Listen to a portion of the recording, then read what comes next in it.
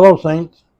We're here in Galatians chapter 2, and we're at the spot here now where Peter, or Cephas, is opposed by Paul. Paul writes here, he says in chapter 2, beginning in verse 11, he says, "When Cephas came to Antioch, I opposed him to his face, because he stood condemned. For prior or before the coming of certain men from James, he used to eat with the Gentiles, but when they came, he began to withdraw and hold himself aloof, fearing the party of the circumcision."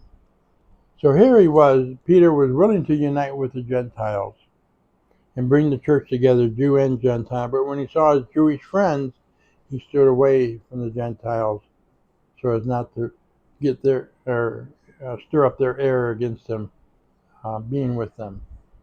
And Paul was not for that. He was directly, the church is united, Jew and Gentile, and he then confronts Peter.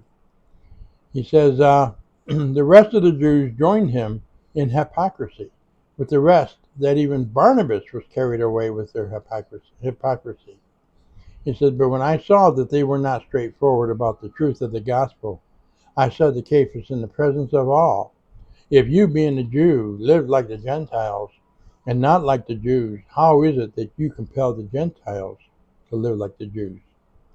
You know, it can't go both ways.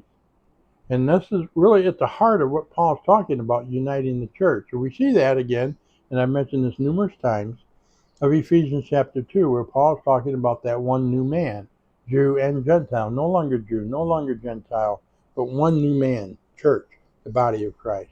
That's what Ephesians is really about, especially the first half, dealing with the community of Christ, or what we call the church, the ecclesia. So Paul's emphasizing that here, and he confronted Peter with that. He told him straight to his face. There was no pussyfooting around. And so this was very important with Paul.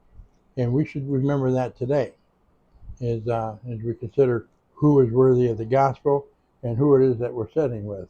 There's one Christian, one level. We don't have different classified levels of Christianity. There's one church. Paul saw to that, and that was on his mind and on his heart. That's why he confronted Peter. Next time, we'll take a look at how they opposed Paul, or how it was opposed by Paul. Blessings.